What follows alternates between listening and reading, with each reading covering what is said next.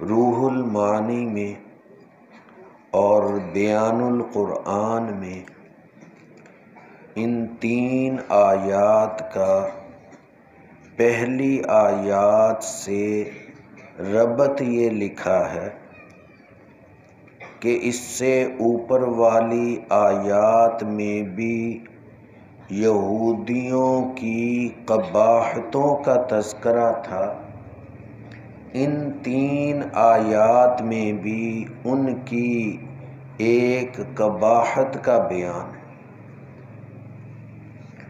وہ قباحت کیا تھی؟ وہ نبی پاک صلی اللہ علیہ وسلم کے ساتھ حسد کر۔ روح المعانی میں بھی، تفسیر ابن کثیر میں بھی، کشاف میں بھی، جلالین میں بھی، بیان القرآن اور معارف القرآن، ان تمام میں قدر مشترک یہ بات مذکور ہے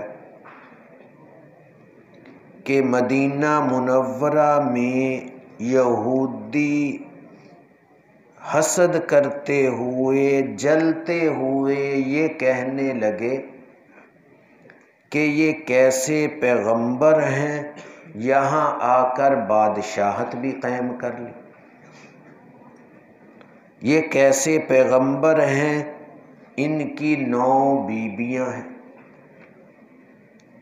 تو اللہ تعالیٰ نے اس پر یہ 3 آیات اتاری۔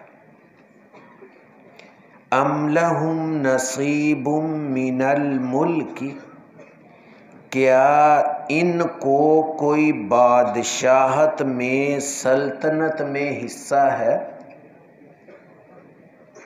کہ یہ جو کہتے ہیں کہ بادشاہت ان آخری پیغمبر کو مل گئی، تو بادشاہت دینے میں، لینے میں کیا ان کا کوئی حصہ ہے؟ پھر آگے فرمایا کہ یہ ایسے بخیل ہیں، فَإِذَا اگر ان کو کچھ بادشاہت ملتی یا حصہ ہوتا تو لوگوں کو ذرہ برابر بھی کچھ نہ دیتے۔ نقیرن کا معنی پہلے آ چکا، فتیلہ، نقیرہ، یہ بہت قلیل چیز کے معنی۔ تو حسد اور حسد کے ساتھ ساتھ بخل ان کا یہ پہلے بادشاہت والی بات کا تذکرہ کیا، اب آگے ان کی حسد کا۔ ام منقطعہ ہے بل کے معنی میں، بلکہ وہ جل رہے ہیں لوگوں پر۔ الناس الف لام تخصیص کے لیے ہے، اہل عرب مراد ہیں۔ حضرت عبداللہ بن عباس فرماتے کہ الناس سے ہم مراد ہیں، آخری نبی ہمارے اندر آئے۔ بعض نے اور تخصیص کی کہ الناس سے آپ صلی اللہ علیہ وسلم مراد ہیں۔ ساری تفسیریں ٹھیک ہیں۔ کیا وہ جلتے ہیں لوگوں سے اس بات پر کہ عطا کیا ان کو اللہ نے اپنے فضل سے،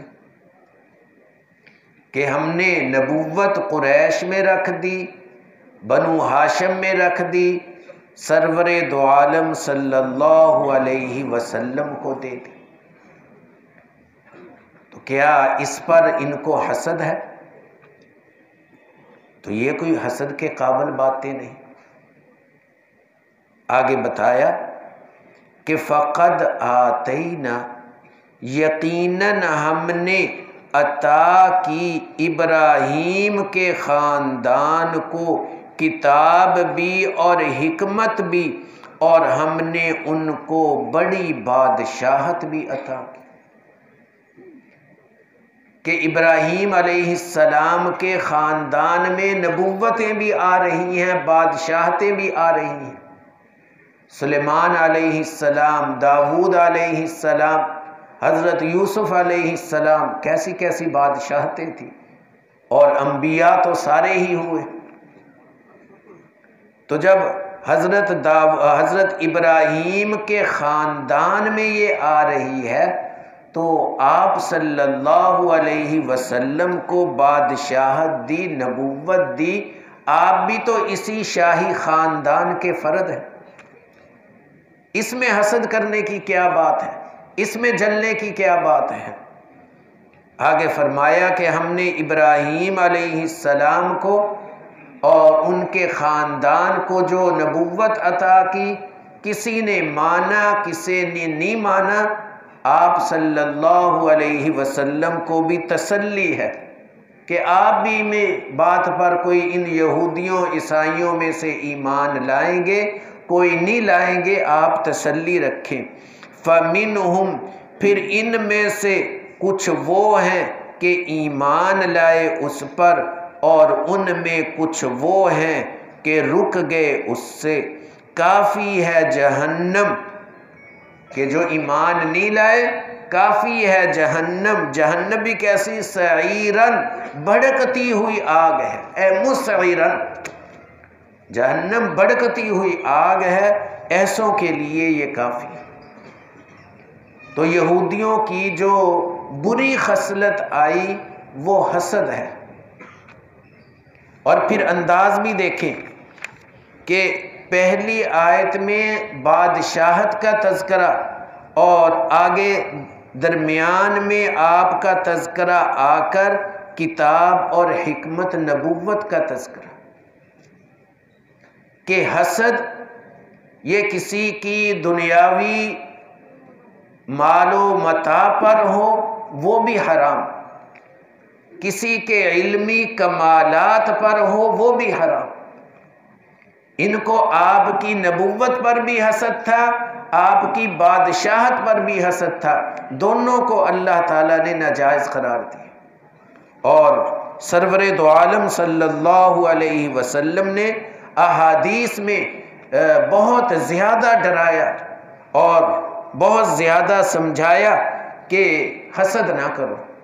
ایک حدیث میں فرمایا لا تباغضوا ولا تحاسدوا ولا تدابروا وكونوا عباد اللہ اخوانا، کہ آپس میں دشمنی نہ رکھو، آپس میں حسد نہ کرو، اور ایک دوسرے سے منہ نہ پھیر لو، بلکہ سارے اللہ کے بندے بھائی بھائی بن کر رہو۔ ایک اور حدیث میں فرمایا ایاکم والحسد فإن الحسد یأکل الحسنات کما تأکل النار الحطب، کہ حسد سے بہت بچا کرو، یہ تو نیکیوں کو ایسے کھا جاتا ہے جیسے آگ لکڑی کو کھا جاتی ہے۔ ایک اور حدیث کے اندر فرمایا کہ الحسد والغضب ہی الحالقہ لا اقول تحلق الشعر ولكن تحلق الدین، کہ حسد یہ تو مونڈنے والی ہے، مونڈ دیتی ہے۔ پھر کیا فرمایا؟ میں یہ نہیں کہتا کہ حسد سے سر کے بال مونڈے جاتے ہیں، بلکہ حسد سے دین مونڈ دیا جاتا ہے۔ جیسے اس طرح سے بال صاف سر کے، اسی طرح اس سے سارے کے سارے دین کو یہ مونڈ کر رکھ دیتا ہے۔ تو کسی کے دنیاوی جاہ و جلال پر بھی حسد نہیں کرنا چاہیے، اور کسی کے دینی کمالات پر بھی حسد نہیں کرنا چاہیے۔ حسد کا اب معنی کیا ہے؟ چنانچہ اس کا معنی لکھا ہے الحسد تمنی زوال النعمہ، دل میں یہ تمنا رکھنا کہ اس سے جو نعمت ہے یہ چھن جائے، مجھے ملے نہ ملے، اس کے پاس نہ رہے۔ کسی کا قرآن بہت یاد ہے، اب دل ہی دل میں جلے کہ کاش کہ اس کو قرآن بھول جائے، اس کو مجھ سے کیوں زیادہ ذات ہے، یہ حسد ہے۔ کسی کا لباس اچھا دیکھ لیا، جل رہا ہے کہ اس کو کیوں اچھا لباس مل گیا، مجھے اچھا لباس کیوں نہیں ملا، کسی کی گاڑی اچھی دیکھ لے ہی جل رہا ہے کہ یہ تو کل فارغ ہوا تھا، مجھے اتنے سال ہو گئے، مجھے گاڑی کیوں نہیں ملی، اس کو کیوں مل گئی؟ تو یہ حسد ہے، یہ جلنا ہے۔ ان چیزوں سے اپنے آپ کو بچائے۔ ہاں رشک کر لے، وہ بھی دین کے کاموں میں اچھا ہے، دنیا میں کاموں میں جائز ہے، پسندیدہ نہیں۔ کسی کی بہت اعلیٰ گاڑی دیکھ کر یہ رشک کر لے کہ یا اللہ آپ جیسے اس کو دینے پر قادر ہے، مجھے دینے پر بھی قادر، اس کی بھی یہ گاڑی برقرار رکھے، مجھے بھی دے دے۔ یہ جائز ہے لیکن پسندیدہ نہیں۔ پسندیدہ ہے دین پر رشک کرنا۔ کسی کی تلاوت سنو، جیسے ہماری فجر کی نماز میں قاری صاحب تلاوت کرتے ہیں، ان کی تلاوت سن کے رشک کرے، یا اللہ میری زبان پر بھی قرآن ایسا جاری ہو جائے۔ تو دین پر رشک کرنا یہ پسندیدہ ہے، دنیا پر رشک کرنا یہ جائز ہے۔ حسد کی بالکل اجازت نہیں، اس سے اپنے آپ کو بچانا ہے۔ حق تعالی شانہ صحیح تفسیر سمجھنے کی توفیق عطا فرمائے۔